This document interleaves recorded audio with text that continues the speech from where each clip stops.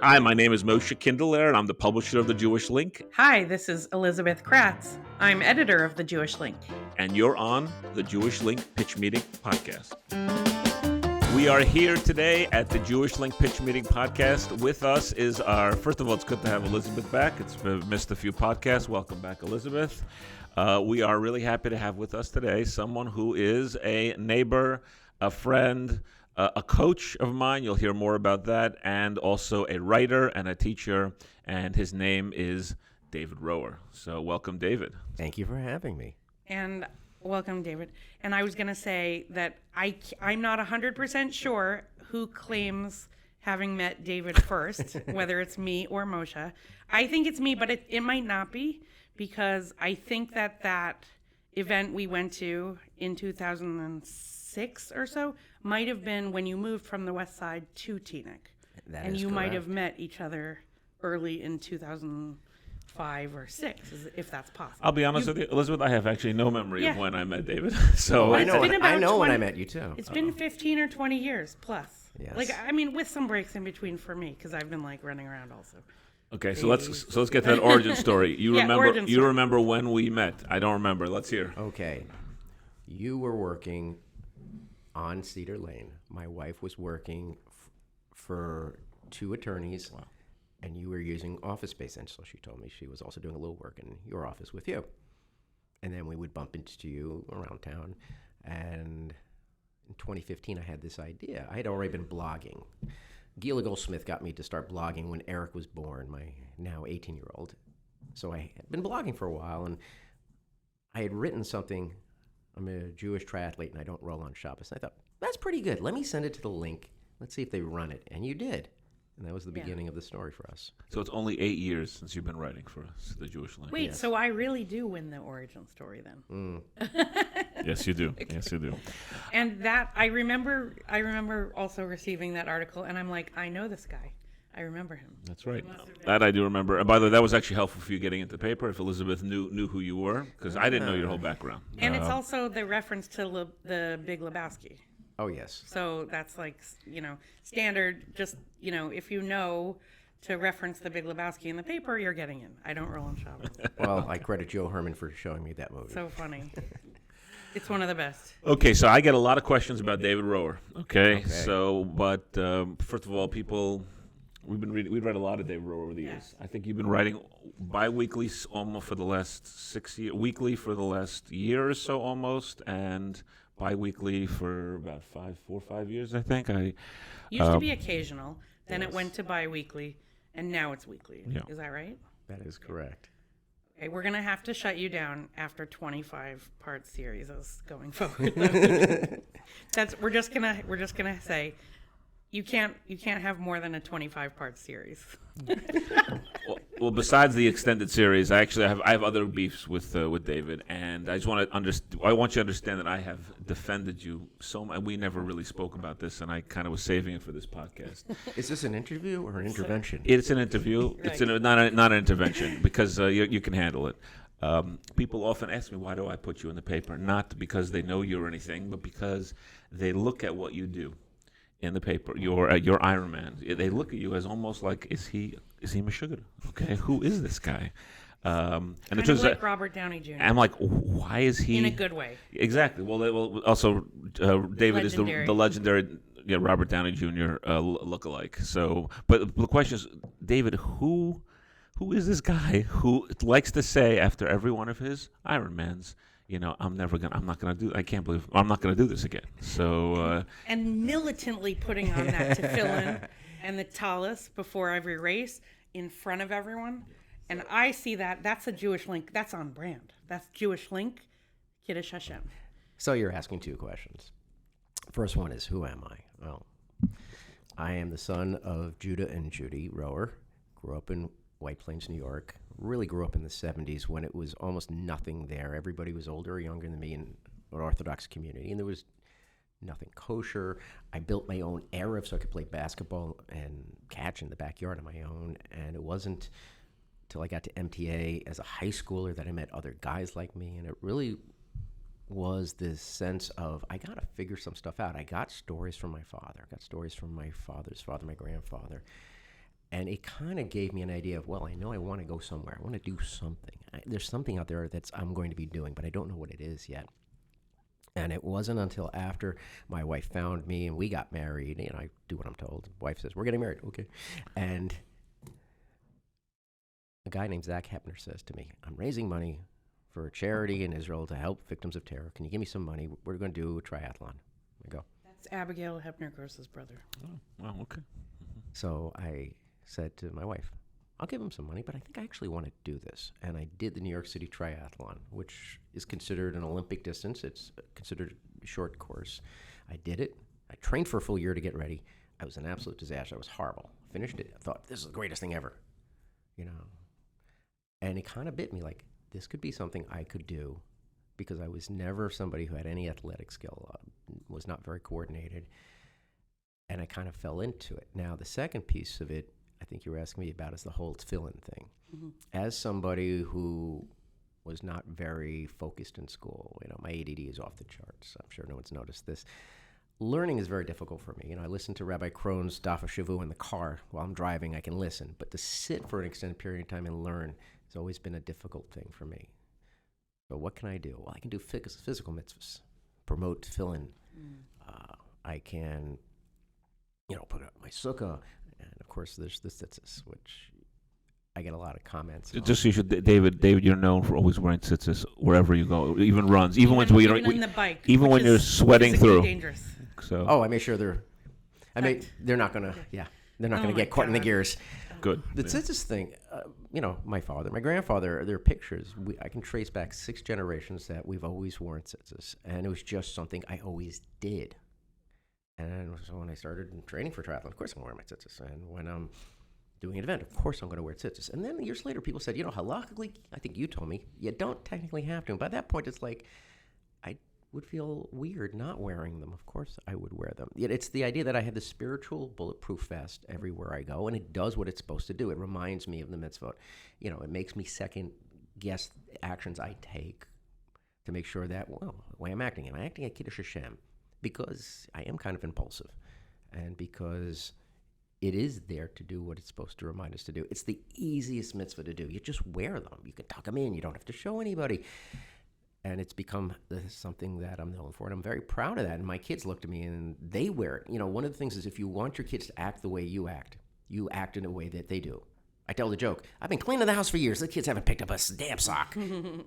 But the truth is, I wear tzitzis, wear tefillin because my father did, because his father did. And so, when I'm on a race course, it's been nothing but positive, especially Israelis. They go, tzaddik, tzaddik. I am not a tzaddik. But it makes them feel empowered, and other Jews feel, hey, shalom, how are you? You get bageled a lot, I would imagine. Oh, yeah. I get bageled. Yeah. I've been started to get bageled a lot recently. A lot of places where that's an opportunity on the race course. And so from someone who says, though, I wasn't that coordinated, like, let's just unpack that a little bit. You're biking, you're swimming, and you're running for immense amounts of time. Can you explain, first, wait, maybe we should back up further. Can you explain what a triathlon is? Okay, a triathlon and an Ironman. Let me clarify this. Oh, yeah, one versus big difference. Okay. Triathlons have existed since the 1970s. They started, many people believe, in the San Francisco area. It's swim, it's bike, it's run.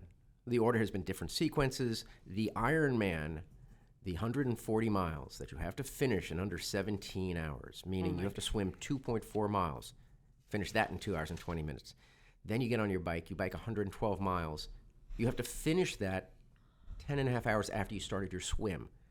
Then if you make it to that point, you have 6.5 hours to run a full 26.2 mile marathon. That started in Hawaii in 1978 when a bunch of Navy SEALs were arguing what's harder, biking the circumference of the island or swimming between the islands, and the triathlon was born. And a few years later, it got picked up by NBC Wide World of Sports, and then they said, it's too big, let's cut it in half. We'll call that a 70.3 or a half Ironman. You still have to meet those time cutoffs. And then the Olympics picked it up and said, no one's going to watch 7 hours. We'll cut it even down, and that's called an Olympic, which is a 1,500-meter swim, 25-mile bike, and a 10K run. Which is basically child's play for you at this point. Everything I do to the nth degree. I'm trying to learn to scale intensity back a little bit. And my kids help me with that. So David is also you're my coach. You're my running coach. Though I haven't really gotten past 5-6 miles, but that's okay. A couple 10Ks. Stop. When I ran with you and we started, getting around the block was a big issue for you. All right. Let's not go there. Yes. And I'm not proud. Nope. Everybody starts somewhere. Let's look at how far you've come. You banged out a 5K run. Then we took you up and you did a 10K race. Yeah. My goal for you in 24 is we're going to do a half marathon together. Wow. That's your goal. Oh, you heard it here first. Okay. I've been kind of comfortable like floating in the 3 to 5 mile range, but it's a good goal. Nothing grows in your comfort zone. Hi, I'm Elizabeth Kratz, editor of the Jewish Link newspaper and co-host of the Jewish Link Pitch Meeting podcast. We are looking for sponsors of the Jewish Link Pitch Meeting, a wonderful podcast that you find on all of your digital platforms. If you are interested, please email us at editor@jewishlink.news. That's one thing that I didn't really finish my thought, is that when I defend David Roher in the paper, we read about you, and I'm like, you're doing crazy stuff. You realize that most people, the vast majority, 99% of our readership is never going to ever consider doing an Ironman, triathlon. It's just maybe 98%. It's just never. You're an outlier. It's never going to happen. And I've never. I think I've told you this once, or maybe I've never told you this. I've never told Elizabeth. I put you in the paper because, we want you in the paper. I want people to see what people are capable of. Exactly, kind of what you said, meaning what someone who is pushing a little bit beyond what's normal. And I don't expect you to have hundreds of triathletes coming out of your column, but I want people to know what a guy in the community who did not come from, you came from, your yichus wasn't, like you're not a second, third generation runner, or at least I don't think your father ever ran, but that you've been able to achieve this within a 2-decade period. And it's just, I'm saying I want people to see that. To me, that there's a value to it. I could be wrong. No, I agree with you. I figured early on, if I'm going to make a lot of noise and draw a lot of attention to myself, make it something to be done for good. Make it something that can light people on imagination on fire. I'm a special ed teacher. My whole goal is to make other people excited about something and feel that they can. I tell new teachers, if you're excited in the room, the kids are bored. If you make them excited, they're going to follow you through fire. And kids aren't born with resiliency. They develop it. And it's the same thing with adults. And sometimes if you show them that the impossible is possible, they will feel they just might be able to get that done. I was not a runner. It's funny, my wife, years and years ago, met the guys I used to hang out with. I had this chevra from high school, and we'd all hang out after Shabbos, and she finally got to meet the guys years later, and she goes, so Dave was like this when he was with you. And they all fall over laughing, because the joke was, if you saw me running, shoot what's chasing me. That's funny. That's funny. Another thing about the way you fit in with the Jewish Link brand is we have a sports section. You, Moshe, have been very instrumental in owning the sports section initially. We have Steve Gutlove, who's our editor for that section. We have a lot of kids' community sports coming in, but you've turned into kind of our anchor and the aspiration piece, and everything else flows from it. It's a very good message, I think. Mm-hmm. It's like we're supporting the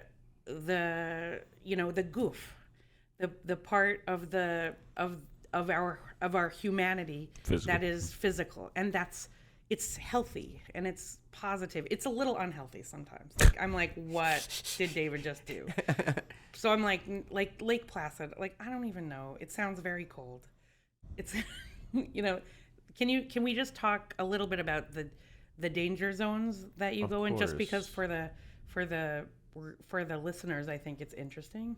Let's talk about danger zones, and let's talk about Hashem's view of that. Okay, so I am nothing without my wife, Janet. She is beyond just my cheerleader, my rock of strength, the coordinator, the nurse. She's also kind of my litmus test. If I tell her I'm going to go do something and she goes, that's crazy, I'm like, here we go. If she says, that's stupid or that's dangerous, I go, maybe we should think about this a little. Yeah, maybe it's not a good. I always weigh the pros and cons of everything I'm doing because I'm aware people are looking. Not just my kids, but everybody is looking at, well, I might do what he did. You know, when we swim at Brighton Beach, my swimming buddy, Shlomo Rosenzweig, has made it very clear.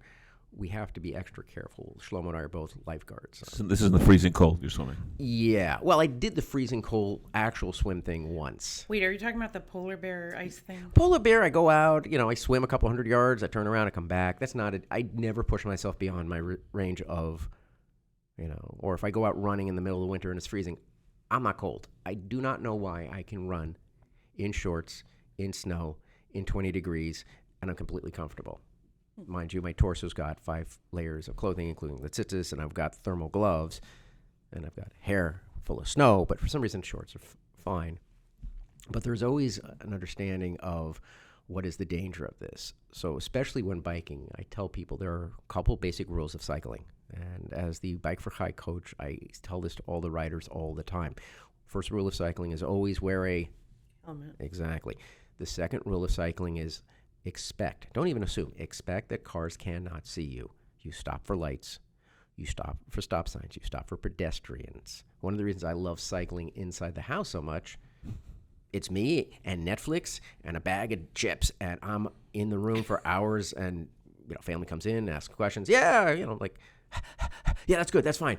Dad, can we? Yeah, no, not yet. Oh, I just stay, and I don't have to worry about the dangers. You eat chips while you're on a stationary bike? By the way, that is so awesome. I think he just lost his role model. I love go this. ahead. Yeah. Okay, This is like peeling the onion. One of the great things of burning these many calories, everything is on the table. Before anything I want. Before triathlon or before New York City Marathon, I go down to Sushi Mitsuyan. I order the sushi boat, and they go, no, just me, and I might want a second one of these. It's become a thing, and customers just go, yeah. This is mine. And whole pizzas also, I think, used to be if I bang out 75 miles or more, I'll just go to one of the pizza shops in town, and I'll have a pie, please, and my family will have whatever they're having, because I can just pound away that much, because I burned out that much. I weighed myself at the end of Lake Placid. I weighed myself before and after. Yes, there's water weight that you drop, but I dropped 7.8 pounds. Some of that had to be calories I burned out, and I had fun putting it back on. In 18 hours, 18 hours, you lost 7. Wow, in 15 hours. I lost almost 8 pounds. And you're supposed to eat it back. You're supposed to. Is it dangerous to? You got to gain it back. I think no. So you're not fat, obviously. Okay, I need to make a proposal here. Can we consider limiting the number of episodes of a single article series to the amount of pounds you've lost in a given race? You just made me want to lose more weight now. No. Like 25-part series of anything, like it's long. That's good for me to know. Right. I'm not trying to be. I don't to be critical though. I'm kind of just yanking your train a little bit, because we have had other 25-part series, who I remember from people like Norbert Strauss, sure, and a few others, notables. But so the interesting thing for me about that is I didn't start writing about that event until 6 months after it happened. I did 2 Ironman triathlons in the space of 3 weeks, and the first one was our trip to the United Kingdom. It was the first time we had gone as a family. It's the first time I'd competed overseas, and that was See my friend Josh London, right? Oh, I love me some Josh London. We'll talk about that in a minute. He's an amazing man. He is great. When I got back, I chronicled the experience that was UK, because I almost didn't make it off the bike in time, and I almost failed. And so that almost every episode, almost every chapter, you have some near crisis, that whether it's a bad brake, or it's a bad wheel, or it's a bad front end, or something. And that it tends to be biking. Device. By the way, and it just answered the question: does he read my material? Right. I'm saying, one of the things Harriet Levitt, my English teacher at MTA, had taught me about literary devices was to keep the reader engaged. How do you keep them engaged? Sure. So do you know who Alexander McCall Smith is? He's a Scottish writer famous for like the #1 ladies detective agency and 44 Scotland series, 44 Scotland Street. He was a serial novelist. Okay. And he wrote daily in the Scotsman a couple of articles that basically became books. And what I listened to one of his podcasts, like when in the early days of podcasts, about how he does it. And he basically said something has to happen in every single episode, in an episodic program style. You basically, even if it's, and then he opened the door to walk out into the street. Like that's something that happens, whatever it is. You can't just pontificate forever. So that's something I think you do well as a dramatist. And then maybe you should consider working these pieces into something larger, because they really are long form. You're really creating a book in a series of weeks. That's something you and I had discussed. You brought it up a while ago, and I'm a little busy right now, but I would in the future be very much considering doing that. You know, right now, in addition to teaching and coaching my athletes and parenting my children and occasionally spending time with my wife, I'm in the middle of a PhD program, which I blame Moshe for again. Oh. And I'm very much enjoying it, and I'm very grateful to Moshe, jokes aside. And when you're in a PhD program, every week is writing another term paper. So between writing and hitting the 5 o'clock deadline on Monday for you guys, and the articles that are due once or twice a week for that, and swimming, biking, running provides me a moment to actually disconnect. You know, what do I think of when I'm swimming, biking, and running? Well, I have an MP3 player that I have on my ears when I'm swimming, but it almost becomes background music. And I start writing articles for the link, or I start working and planning out my day and my week, or, you know, the yuntiv menu of what I think we should make for, you know, the Yom Tov. And same thing when I'm on a bike. You know, I'm watching the road, but my brain starts going places. Look, how would I describe this? How could I bring the readers here? It became a thing for me a long time ago, before we started printing pictures. How do I bring the readers here? For me, because I am dyslexic, because I wrestled with that and the anxiety that came with it, I didn't really learn to read and write till I was almost 10. And one of the first things I learned to do was to write short stories. And from there, it became, how do I take what I'm seeing in my head and bring people there? So you've never stopped writing short stories, basically. That's what I'm seeing. Mm-hmm.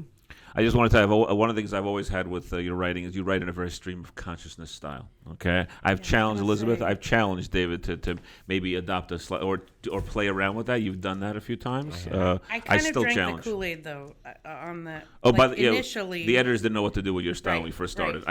I had to calm them down. Right. So Okay. initially, you did this interesting thing where you would ask yourself a question in italics. Yes. And then you would answer it, or vice versa. Which was the italics?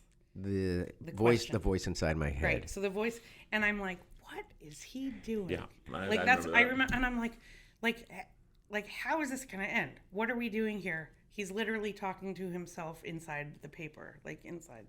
And the articles grew from a point where not only am I disappointed now when I don't see you talking to yourself, I'm like, where is that piece? Because it gave the reader, I think, a glimpse into a thought process, and it was also like fun.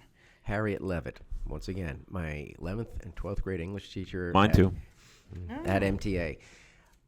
She got us to love Shakespeare. Not just like Shakespeare, but understand the man. I have to also credit Mr. Bernstein, who we had for 10th grade English, who had a bust of Shakespeare on his knuckle. Between the two of them, got us to understand not just Shakespeare's work, but Shakespeare the person and the literary devices. The idea that Shakespeare would put stage directions in. Oh, that's what that is? Oh, okay. So I need to give the audience a sense of what am I seeing and hearing as somebody who, as I said, grew up in White Plains, and there was nobody else on Shabbos. You know, my sisters had each other, and until I discovered books when I was about 12 or 13, I had to rely on my imagination. And that's just become a part of the way my brain operates. It's really fun. I like it. I'm You glad. haven't done it in the last. I think you do it more on the race articles like not in the series you're doing now, which is sort of memoir. This series I'm doing now is also very much stream of consciousness. It started out as I looked at my watch and my pocket watch, and the picture's there. This is the watch, the pocket watch is there. And the idea kind of grew, and then I sat down and I got 400 words. I'm like, all right, I'll run a single standing piece. And as I wrote it, it grew, and I'm like, oh, it's becoming 1.5, so I'll save it for next week. It's like the challah that never ends, And I acknowledge this will not be a 25-piecer. It actually will come to fruition as of Friday at 5 p.m. for the deadline. Wow. Because all good things have to come to a conclusion. It doesn't mean they always end. I've got elderly parents, and I'm always very focused on how much more time do I have? And I want a lot more. And my father is a very resilient, strong person, and so is my mother, and 120. I'm trying to get as much out of life as I can. At the same time, not ignore my children or my wife. Or we've been very blessed to collect friends. Facebook's been a wonderful tool to stay in touch with people who are not GUI. You know what GUI stands for? Graphically undesirable, right? People who aren't no longer near you. When you would date, Geographically. When we dated it back in the 90s, well, I'm going to set you up with somebody. Well, are they GUI? What? Are they geographic? You have to fly to see them. We've been blessed to make connections. We've worked very hard. That phrase. We worked very hard to keep those connections. So it's been important to me not that anybody gets left behind. They say Marines, nobody gets left behind, right? I have this fear of FOMO. I have this fear of not just being left out, but forgetting. I have all these photographs. I mentioned earlier the way I reconstructed the 25-piece Lake Placid. While I was running the Lake Placid piece, I was dictating to myself everything I'd done in the swim and the bike, and I had all these photographs. I reconstructed all of that and woke up the parts of my brain that I've forgotten. And as I tell my students, it is really true. It is true what Dr. Spock says. You know more than you think you do. Because you have it in there, but you have to wake yourself up. Your own passel, smack in the back of the head. Oh, it's there. I know how to. You have to teach yourself how to retrieve the information, and I found the way to do it for myself. Well, let's talk about white plains. And elsewhere. Let's talk about white plains also. Okay. David is a master teacher. You're talk about over 20 years, I think, right? I've been teaching since 1997. You came to teaching a little bit later, right, I think? So here's how that happened. I first thought, I didn't know what I wanted to do. My mother said, you should be a teacher. I programmed her VCR. Here's a step-by-step sequence for your mom. Boom, done. And she said, you should be a teacher. I don't want to be a teacher. I hate school. And in high school, senior MTA, yearbook, what do you want to be? I don't know. Attorney sounds good. I don't know anything about it. Go off. I get first year of college. I get this part-time job working as a busboy. I'm like, I'll go into hotel and restaurant management. So I go from Westchester Community College to NYU's hotel and restaurant management program. And I'm there for 2 years, and I'm sitting next to a guy. I'm like, what's your name? Josh Hanna. Like Benny Hanna? Yeah. I'm like, this is not the program for me. If this guy, I'm looking around, everybody here has already worked in the industry. I don't think this is what I want. So I tell Dad I want to drop out of school. Dad says, well, I'll send you to State. You can either go to Purchase near us or out on Long Island to Stony Brook. So I go to Purchase, and I stay in touch with Rabbi Bob Kaplan, who was connected with the Hillel office at the time. And I said, I want to be a Hillel. I think I want to be a social worker. So I become a sociology major. Sociology has been great. You understand whole groups of people and how dynamics work. And I get out. All right, I graduated college. All right, I'm 25. It took a little longer. I graduated college. I'm going to go straight to MSW school. What do you mean you guys not going to let me in? You have no experience. But I need a degree to get the experience. Yes, but you can't come in. So I get this part-time job. I'm pushing a kid in a wheelchair. He's in school, and I see the classroom, and I go, I can do that. I think I want to do that. And so I went back to school in my late 20s. And so I landed on the Upper West Side in my late 20s. I think I just started teaching in the South Bronx, and I felt like this is the greatest thing ever. Every day I get to go in and work with kids and inspire them. And I really feel like I learned more about myself than I taught them. And I still think that my students teach me more about me than I teach them. Because if you are reflective and look back and go, all right, here's all the things that work, here's what didn't work, but tomorrow's a new day to get it better, you start finding out that, A, you really have great ability to influence people within you. We all do. And B, there is no mistakes. There are just, I don't want to do that again. I often tell people look at the world, especially people like me who are rushing to get to the next place. We're living in a linear point between A and B. And we think our job is to check the box, to get to the next one, to check the next box. And the reality is it's not a linear point. It's a drop of water. Because you drop a pebble in water, it reverberates around out, and it touches everything. So you go back to Liz's point. Yeah, when I'm running in the neighborhood, I'm aware that people see me running with the tzitzis, and I may not notice them, but they do notice me. You know, if I post something on Facebook, a lot more people are seeing it than are checking a box or liking. You know, be aware of the way you use social media. I always ask myself when I use social media, do I look like a big jerk, or am I making people smile? And would I show this to my boss? And there are just sometimes when my friends post things, I'll message them privately on social media. Hey, I liked it, or I disagree with you. I just don't want to have that conversation in front of everybody else. That makes sense. I just want to say, David. David also has the distinction of being our proudest writer. Okay. Is he?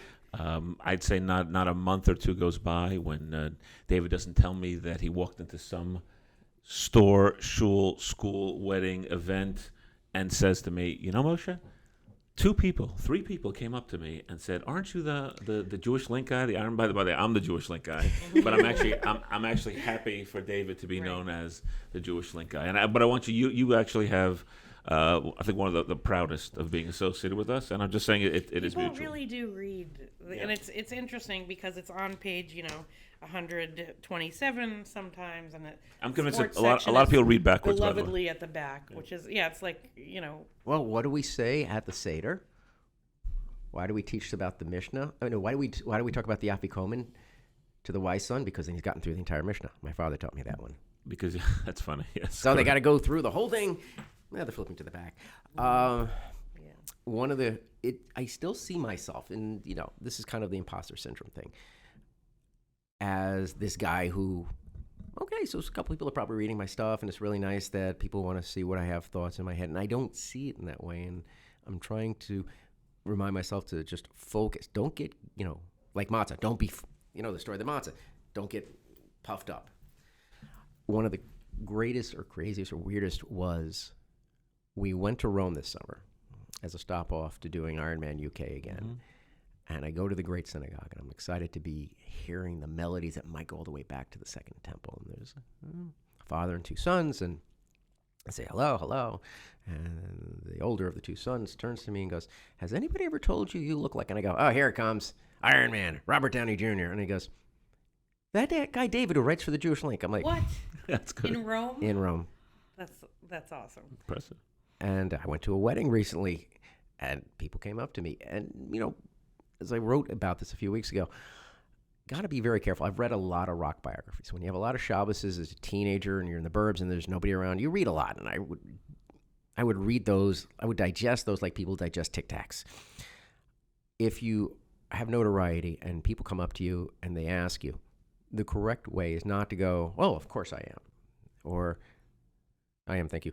It's you want to engage them like you engage a reader. So what I learned to do is, yeah, that's me. Thank you very much for reading my stuff. What's your name? Tell me about your story. Who are you? And because I don't see myself like that, I see myself as just another guy who got very fortunate that people want to hear and see what I'm doing, and I never take that for granted.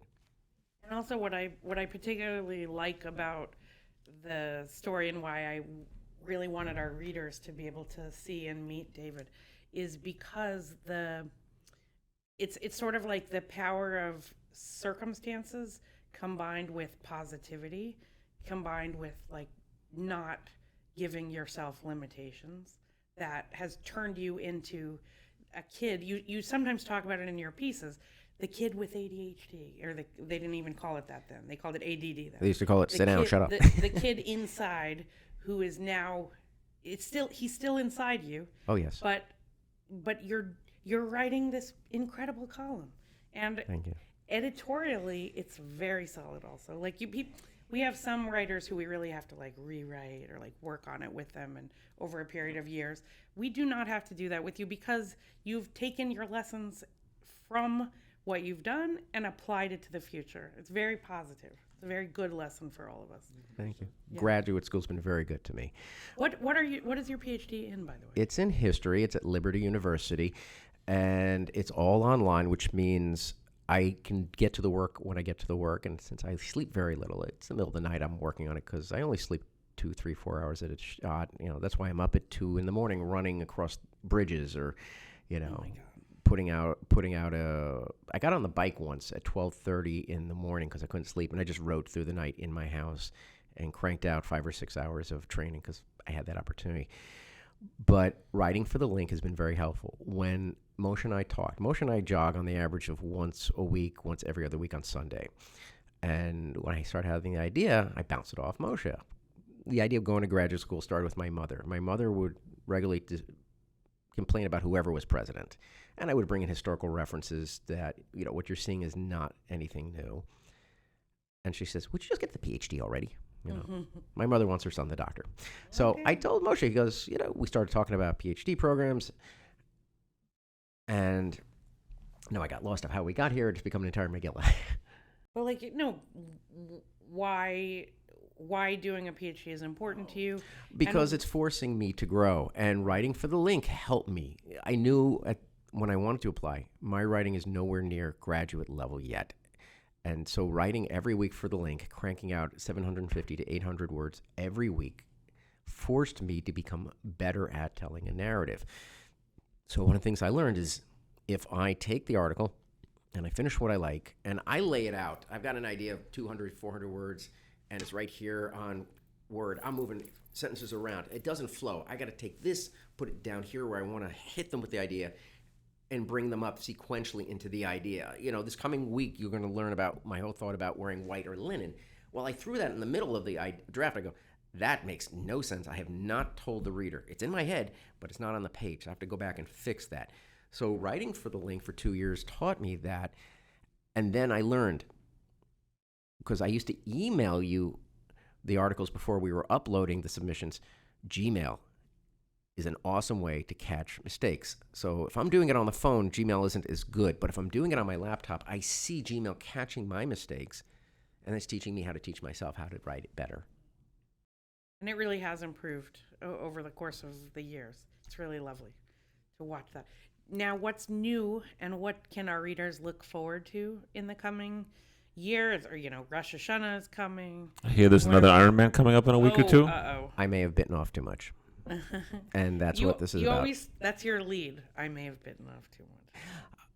So, give you a preview of what you're going to be reading about in a few weeks. I got an invitation to go to Ironman World Championships in Nice, France on September 10th. This is the first time this has been on a Sunday, not a Shabbos, which means I'll be the first Shabbos observant triathlete at Worlds, which means where NBC Wide World Sports, there will be tzitzis on the course. There will be tefillin in transition at the start of the event. I am going to try to promote us from Yidden as much as I can. I'll be wearing my Bike for Chai jersey. I mean, it's going to be, I've got the tri yarmulke. I'm not hiding from anybody. We're here, and we are proud of who we are. Wow. But the bike course goes like this. Mile 1 to 13 is fairly flat. Mile 13 to mile 30 has got a little bit of a climb. Mile 30 to mile 41, maybe mile 42, is 12 miles straight uphill. And I am concerned that I may have bitten off more and I may miss that bike cutoff. So I've had this conversation with my wife, Janet. I'm going out there not to lose. I'm going there to win. I'm going there to cross that finish line, collapse crying in our arms, as I always do, and kiss our children, and then call my father, as I always do. I do not expect to lose, but I'm going to give it everything I have. I've changed up training. I've got better nutrition and better strategies. But this is what growth has been about. Put yourself outside that comfort zone. Find new goals to put yourself outside that comfort zone. It doesn't have to be something physical. Challenge yourself to find a few minutes to learn something, whether it's halachically or just secularly. Find a way to spend 5 more minutes with your kids. One of the most amazing things I ever did is, I think my dad is a god, small g. I think my dad is like the most amazing man I've ever met, and you'll be hard-pressed to convince me he isn't. My father's a very humble man. He's very proud of his achievements. He's very proud of his children and his grandchildren, as is my mother. And I started looking at how he sees himself and how I see him, and so I said, Eric, what's your impression of your father? And I was like, what? You think I'm all that? We live in a world where we see ourselves as we see ourselves. The Gemara says, you don't see the world as you see it. You see as it is. You see it as you see it. Mm-hmm. Challenge yourself. Push yourself outside your limits. And if you're a parent, ask your kids, what do you think of your parent? Who is your parent? It will empower you with love and inspire you to go farther. I still think I may have bitten off a little bit on the bike, but you'll read about it. That's looking forward. Yeah, that's a really nice Jewish Link message. Super hatzlacha, by the way. I'm looking forward to hearing about Nice, France. Where are you going to be for Rosh Hashanah?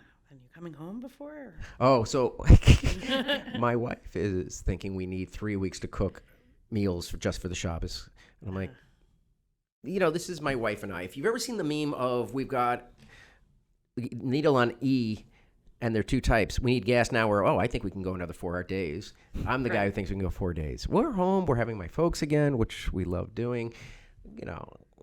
My wife and I will be ready to go to bed, and I'll go, we got to cook for Yontif. She goes, oh, okay, what are we going to cook? We're going to do this. We make up a list. Okay, now we can go to bed. We got to make a bar mitzvah in 18 months. I can't sleep. But I've always planned these things out, so I'm not worried about Yontif. Okay.